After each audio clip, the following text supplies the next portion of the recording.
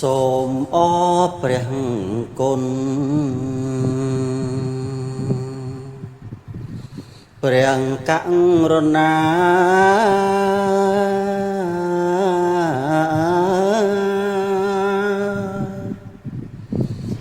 ដែលបានទេសនា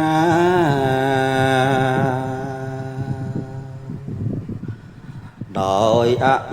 នុគ្រោះឲ្យយើងខ្ញុំស្ដាប់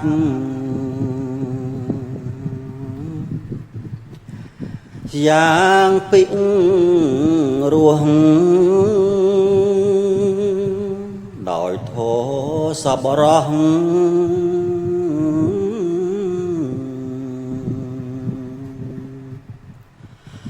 ស្រោចស្រង់សត្វ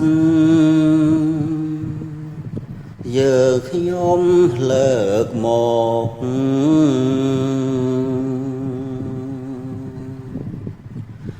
ពិចារណា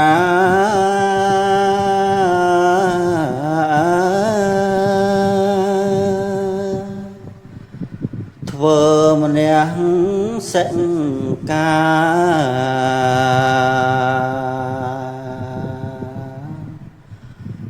ដោះវិបាត់កើតចាស់ឈឺស្លាប់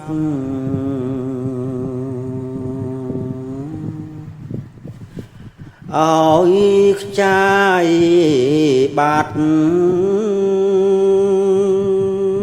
តាមផ្លូវប្រតិបត្តិ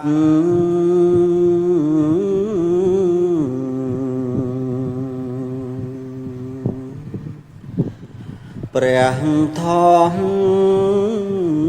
មេព្រះធម៌ទេសនា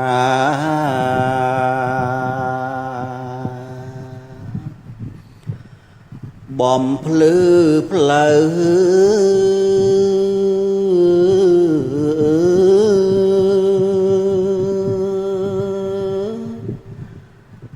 ឲ្យសត្វដើរទៅ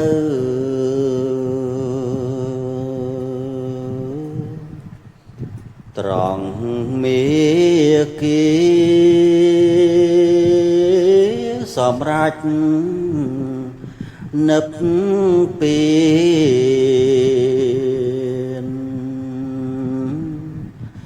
គ្មានទុក្ខា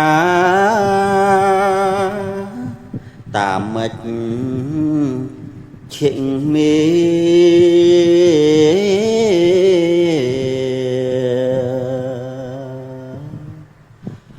មាំង5 3សូមប្រកេនពរ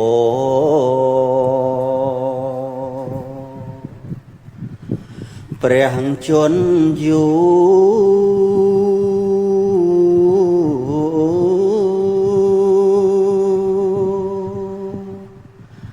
សុខភាពបរិបូរណ៍គ្មានទុក្ខភ័យបន្តទេសនាធវិន័យដល់ជនប្រុសស្រី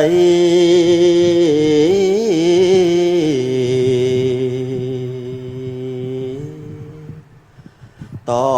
ទៅ